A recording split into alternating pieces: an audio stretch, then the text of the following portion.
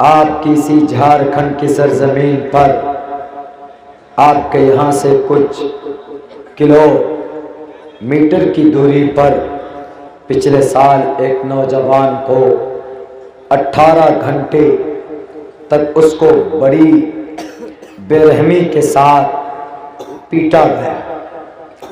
उसने शुरू में अपना नाम कुछ और बताया था, शायद इसलिए कि उसकी जान बच जाए और उसको जिंदा छोड़ दिया जाए, मगर जब उसकी ज़्यादा उन लोगों ने उस पर जुल्म किया, बिल आखिर उसको अपना नाम बताना पड़ा।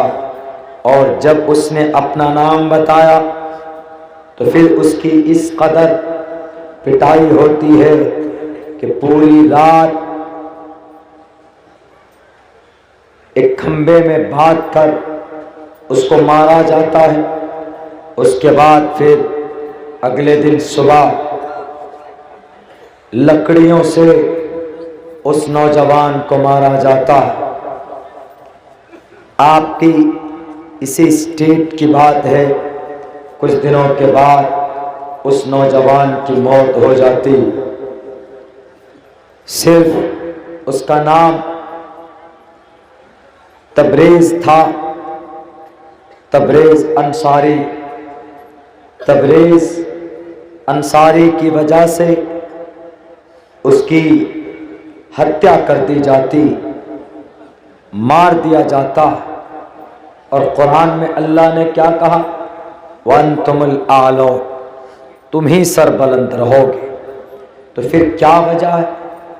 सरबलंदी हमारे लिए अल्लाह कह रहा है, you are greatest, you are superior, आप बेहतर हो, आप अच्छे हो दुनिया के अंदर। तो फिर क्या वजह है कि हमें 18 घंटे तक नाम की वजह से हमें पीटा जाता? इस पर गौर करना होगा। कैसे हम इस मुल्क में, कैसे हम इस देश में, कैसे हम इन फरका परस्त ताकतों के बीच अपनी आन बान शान के साथ हम जिंदा रह सकते? वो कौन सा रास्ता है कि हम इनका डट कर मुंह तोड़ हम इन्हें जवाब दे सकते? वो कौन सा रास्ता है?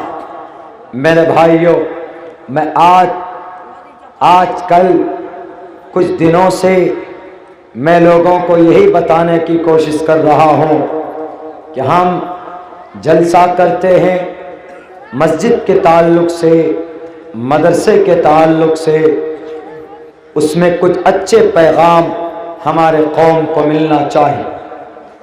सिर्फ 2 रास्ते अगर हमने और आपने अपनाए तो मैं आपको पत्थर पर लिखकर देने के लिए तैयार हूँ।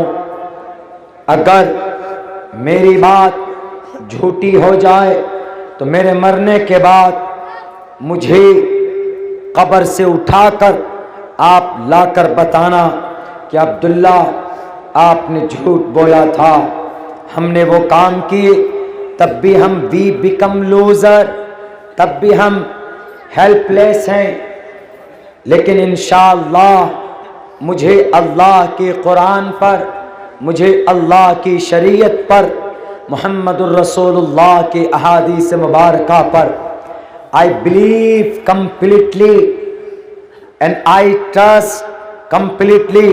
हमें विश्वास है कि अगर हमने उन दोनों रास्तों को अपनाया तो हम इस दुनिया में भी इज्जत की ज़िंदगी गुजार सकते हैं और यहाँ से जाने के बाद हम 100% हम कामयाब होंगे।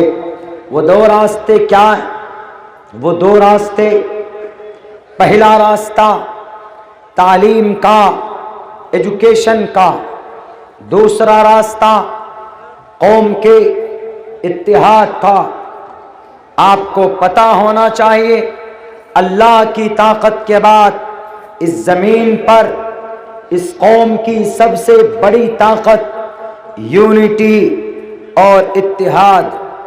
अगर आपके बीच इत्तिहाद नहीं, यूनिटी नहीं, अगर आपके बीच आप में इत्तिफाक नहीं है, आपको एग्जाम्पल देकर समझाई जा सकती है ये बात। ये उंगलियां अलग अलग हैं, कोई भी पकड़कर तोड़ सकता है, लेकिन जब इसके घूंसे बन जाए तो ये घूंसा किसी टकले के सर पर दें तो उसका भेजा बाहर निकल सकता।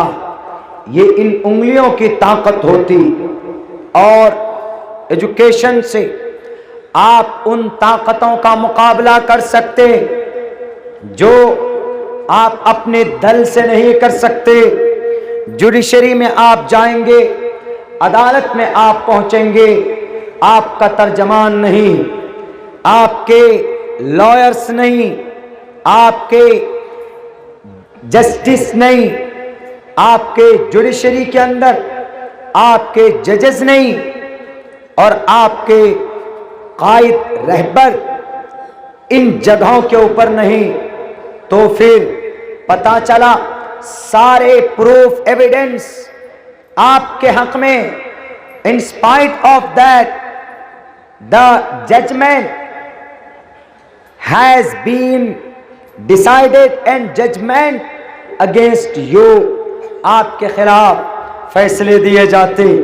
मोहम्मद तबरेज को, अंसारी को मारा जाता है, वीडियोग्राफी की गई, सबने देखा, पूरी दुनिया के लोगों ने देखा कि उसकी मौत मॉब लिंचिंग के वजह से हुई। उसकी मौत गलत तरीके पर जुल्म ज़्यादती करने से हुई, मगर उसके बावजूद जब उसका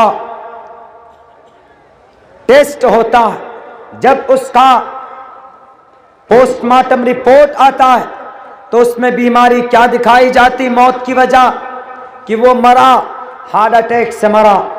केस वहीं पर कमजोर करने की कोशिश की जाती।